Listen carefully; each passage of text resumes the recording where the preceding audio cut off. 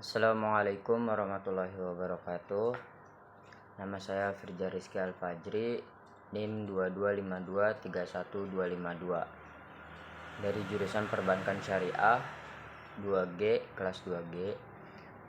Dalam mata kuliah Ilmu Islam dan Budaya Jawa, saya akan membuat storytelling, yaitu tentang perjanjian Giyanti dan terbelahnya tanah Jawa. Jadi seperti ini. Perjanjian Giyanti merupakan peristiwa yang menandai kejadian pecahnya Kerajaan Mataram Islam. Awal dari pecahnya Kerajaan Mataram Islam adalah pertikaian antara keluarga, sebab dari pertikaian itu adalah politik adu domba, VOC. Pertikaian antar keluarga tersebut melibatkan Susuhunan Pakubuwana II, Pangeran Mangkubumi, serta Raden Mas Said alias Pangeran Sambernyawa. Menurut silsilahnya, Pakubuwana II atau Raja Pendiri Kasunanan Surakarta dan Pangeran Mangkubumi adalah kakak beradik yang merupakan keturunan dari Amangkurat IV, sedangkan Raden Mas Said alias Pangeran Sambernyawa merupakan salah satu cucu dari Amangkurat IV. Lebih tepatnya, Raden Mas Said adalah keponakan dari Pakubuwana II dan Pangeran Mangkubumi. Raden Mas Said meminta haknya sebagai penerus takhta Mataram yang diduduki oleh Pakubuwana II. Alasannya, ayah dari Raden Mas Said yaitu Pangeran Arya Mangkunegara adalah putra sulung dari Amangkurat IV. Oleh karena itu, Raden Mas Said berpendapat Arya Mangkunegara yang seharusnya menjadi Raja Mataram meneruskan Amangkurat IV. Tetapi karena Arya Mangkunegara sering menentang VOC, akhirnya Arya Mangkunegara diasingkan ke Sri Lanka hingga meninggal dunia.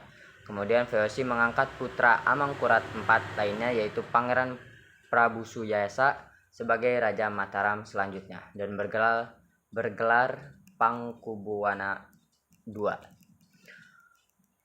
Karena Pangeran Mangkubumi juga mempunyai tujuan yang sama dengan Raden Mas Said, maka Raden Mas Said bekerjasama dengan Pangeran Mangkubumi untuk merebut tahta Kerajaan Mataram Islam dari Pakubuwana II yang dibantu oleh VOC. Tanggal 20 Desember 1749, Pakubuwana II wafat. Dengan adanya kekosongan pemerintahan ini, maka dimanfaatkan oleh Pangeran Mangkubumi untuk mengangkat dirinya sebagai raja dari Kerajaan Mataram Islam selanjutnya. Tetapi VOC tidak mengakui hal tersebut karena sebelum wafat, Pakubuwana II memberikan kewenangan VOC untuk mengangkat raja yang baru sebagai penerus Pakubuwana II.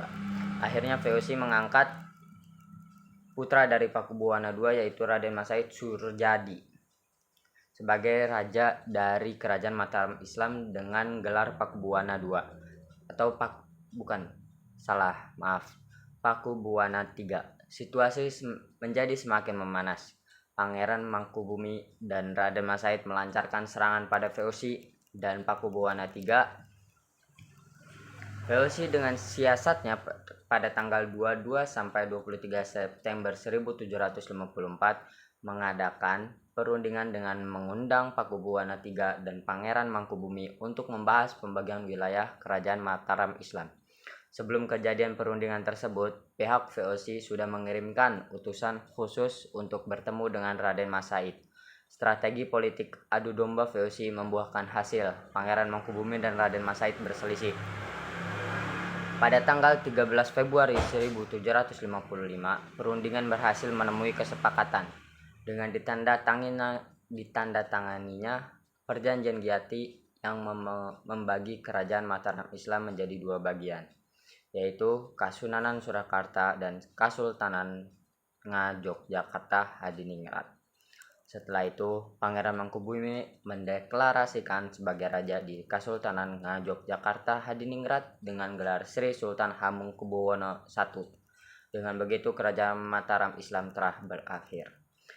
Untuk isi Perjanjian Giyanti yaitu ada 9, yaitu sebagai berikut. Untuk yang pertama, Pangeran Mangkubumi diangkat sebagai Sultan Hamengkubuwono dengan separuh kekuasaan Kerajaan Mataram.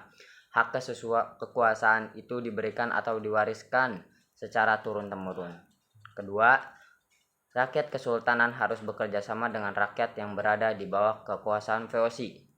Yang ketiga, para bupati atau pejabat eksekutif atau gubernur harus bersumpah setia pada VOC. Yang keempat, pengangkatan bupati atau pejabat eksekutif harus mendapat persetujuan VOC. Yang kelima, Sultan harus mengampuni bupati atau pejabat eksekutif yang memihak VOC dalam peperangan.